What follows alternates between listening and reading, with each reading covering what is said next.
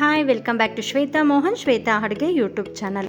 ಇನ್ನೂ ಯಾರು ನನ್ನ ಚಾನಲ್ ಸಬ್ಸ್ಕ್ರೈಬ್ ಮಾಡ್ಕೊಂಡಿರೋ ನೋಡ್ತಿದ್ದೀರೋ ಬೇಗ ಬಂದು ಸಬ್ಸ್ಕ್ರೈಬ್ ಮಾಡ್ಕೊಳ್ಳಿ.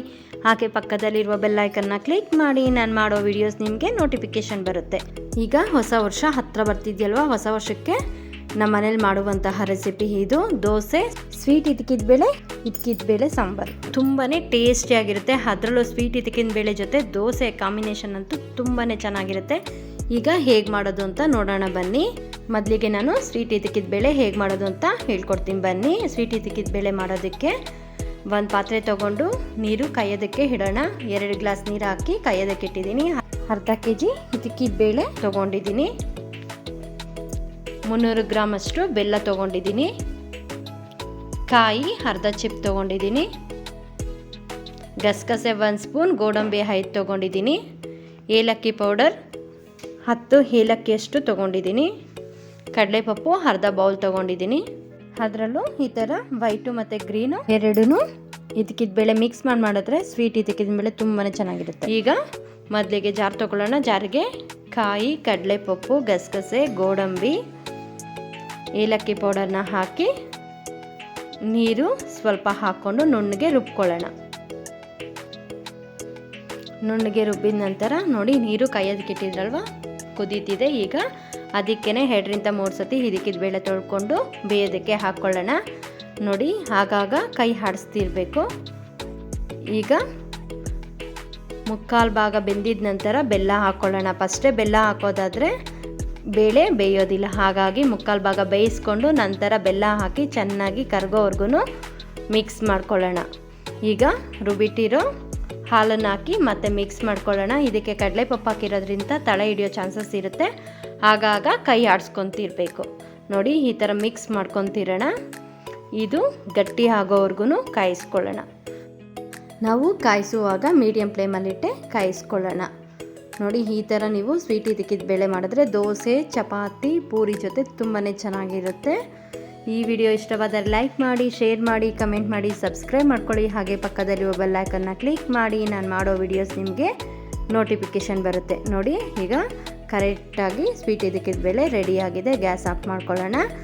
ಈಗ ಇದಕ್ಕಿದ ಬೇಳೆ ಸಾಂಬಾರು ಹೇಗೆ ಮಾಡೋದು ಅಂತ ನೋಡೋಣ ಬನ್ನಿ. ನಮಗೆ ಅವರೆಕಾಯಿ ಸೀಸನ್ ಬಂದರೆ ಇದು ನಾರ್ಮಲಾಗಿ ನಾವು ಎಲ್ಲರೂ ಮಾಡ್ತಿರ್ತೀರಿ.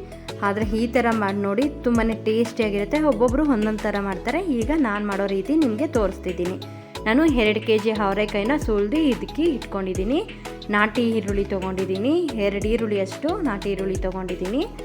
ಟೊಮೆಟೊ 1 ತೊಗೊಂಡಿದ್ದೀನಿ. ಶುಂಠಿ 2 ಇಂಚಷ್ಟು ತೊಗೊಂಡಿದ್ದೀನಿ. ಜೀರಿಗೆ ಅರ್ಧ ಸ್ಪೂನ್, 2 ಇಂಚಷ್ಟು ಚಕ್ಕೆ, 7 ಲವಂಗ ತೊಗೊಂಡಿದ್ದೀನಿ. ಗಸಗಸೆ ಅರ್ಧ ಸ್ಪೂನ್ ತೊಗೊಂಡಿದ್ದೀನಿ. ಮೆಂತೆ 1/4 ಸ್ಪೂನ್ ತೊಗೊಂಡಿದ್ದೀನಿ. ಹಣ್ಣುಮೆಣಸಿನ್ಕಾಯಿ ಟೇಸ್ಟ್ಗೆ 5 ತೊಗೊಂಡಿದ್ದೀನಿ. ಒಣಮೆಣಸಿನ್ಕಾಯಿ 5 ತೊಗೊಂಡಿದ್ದೀನಿ. ಧನಿಯಾ ಪೌಡರ್ 2 ಸ್ಪೂನ್. ಇದಕ್ಕಿದ ಬೇಳೆ 2 ಸ್ಪೂನ್ ತೊಗೊಂಡಿದ್ದೀನಿ. 2 ಬೆಳ್ಳುಳ್ಳಿನ ಚಿಪ್ಪೆ ಬಿಡಿಸಿಟ್ಕೊಂಡಿದ್ದೀನಿ. ಕೊತ್ತಂಬರಿ ಸೊಪ್ಪು 1 ಹಿಡಿಯಷ್ಟು ತೊಗೊಂಡಿದ್ದೀನಿ. ಕಾಯಿ ಅರ್ಧ ಚಿಪ್ ತೊಗೊಂಡಿದ್ದೀನಿ. ರುಚಿಗೆ ತಕ್ಕಷ್ಟು ಉಪ್ಪು.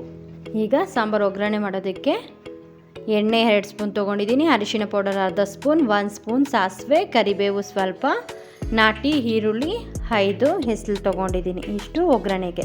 ಹೇಗೆ ಮಾಡೋದು ಅಂತ ನೋಡೋಣ ಬನ್ನಿ. ಈ ಥರ ಇದಕ್ಕಿದ ಬೇಳೆ ಸಾಂಬಾರು ಮಾಡಿದ್ರೆ ತುಂಬಾ ಟೇಸ್ಟಿಯಾಗಿರುತ್ತೆ. ಮೊದಲಿಗೆ ನಾನು ಮಸಾಲೆ ರುಬ್ಕೊಳ್ಳೋದಕ್ಕೆ ಒಂದು ಬಾಣಲಿ ಇಟ್ಕೊಂಡಿದ್ದೀನಿ. ಬಾಣಲಿ ಬಿಸಿ ಆಗಿದ ನಂತರ 1 ಸ್ಪೂನ್ ಎಣ್ಣೆ ಹಾಕ್ಕೊಂಡಿದ್ದೀನಿ. ಎಣ್ಣೆ ಕಾಯ್ದಿದ ನಂತರ ನಾಟಿ ಈರುಳ್ಳಿ, ಹಣ್ಣುಮೆಣಸಿನ್ಕಾಯಿ, ಒಣಮೆಣಸಿನ್ಕಾಯಿ, ಬೆಳ್ಳುಳ್ಳಿ ಹಾಕಿ 1 ನಿಮಿಷ ಫ್ರೈ ಮಾಡ್ಕೊಳ್ಳೋಣ.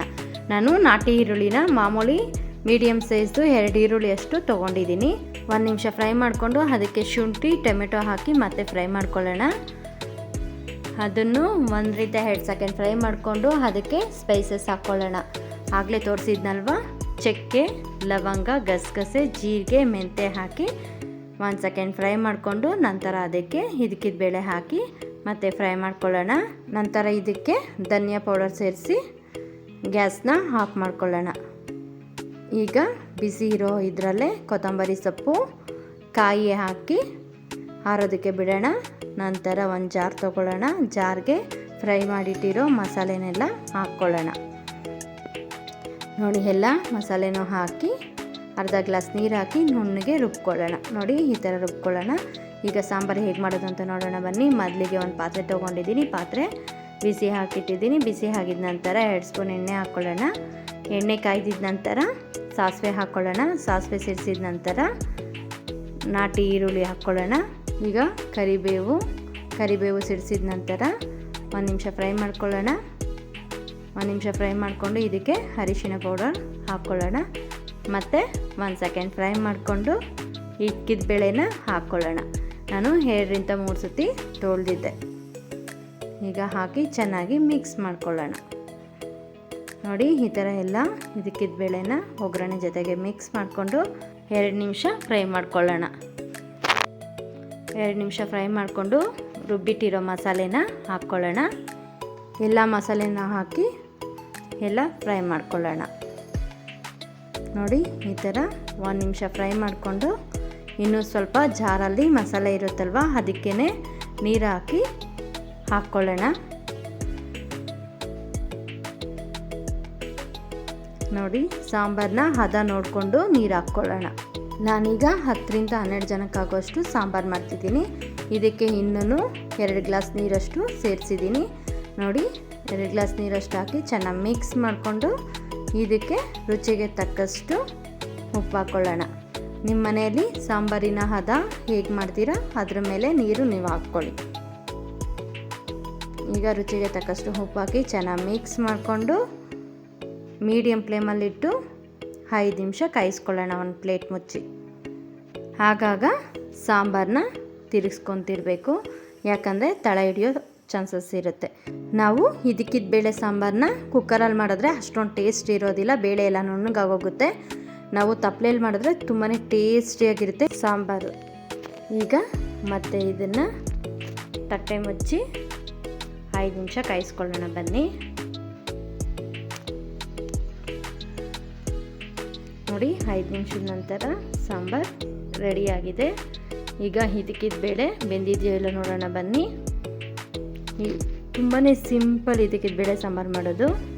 ನೋಡಿ ಇದಕ್ಕಿದ್ದ ಬೇಳೆ ಬೆಂದಿದೆ, ಸಾಂಬಾರು ರೆಡಿ ಇದೆ. ಸಾಂಬಾರಿನ ಹದನೂ ನೋಡಿ ಕರೆಕ್ಟಾಗಿ ಬಂದಿದೆ. ಈಗ ಕೊನೆಯದಾಗಿ ಕೊತ್ತಂಬರಿ ಸೊಪ್ಪು ಹಾಕಿದ್ರೆ ಬಿಸಿ ಬಿಸಿ ಇದಕ್ಕಿದ್ದ ಬೇಳೆ ಸಾಂಬಾರು ರೆಡಿ. ನಿಮ್ಮ ಮನೆಯಲ್ಲಿ ಹೊಸ ವರ್ಷಕ್ಕೆ ಸ್ಪೆಷಲ್ಲಾಗಿ ಯಾವ ರೆಸಿಪಿ ಮಾಡ್ತಾರೆ ಅಂತ ಕಮೆಂಟ್ ಮಾಡಿ. ಈ ವಿಡಿಯೋ ಇಷ್ಟವಾದರೆ ಲೈಕ್ ಮಾಡಿ, ಶೇರ್ ಮಾಡಿ, ಕಮೆಂಟ್ ಮಾಡಿ, ಸಬ್ಸ್ಕ್ರೈಬ್ ಮಾಡ್ಕೊಳ್ಳಿ. ಹಾಗೆ ಪಕ್ಕದಲ್ಲಿರುವ ಬೆಲ್ಲೈಕನ್ನ ಕ್ಲಿಕ್ ಮಾಡಿ. ನಾನು ಮಾಡೋ ವಿಡಿಯೋಸ್ ನಿಮಗೆ ನೋಟಿಫಿಕೇಷನ್ ಬರುತ್ತೆ. ಒಂದೇ ವಿಡಿಯೋದಲ್ಲಿ 2 ರೆಸಿಪಿಗಳು ರೆಡಿ. ಇದ್ರ ಜೊತೆ ದೋಸೆ ಸೂಪರ್ ಕಾಂಬಿನೇಷನ್. ಕೊನೆಯವರೆಗೂ ಈ ವಿಡಿಯೋ ನೋಡಿದವರಿಗೆ ತುಂಬ ಧನ್ಯವಾದಗಳು.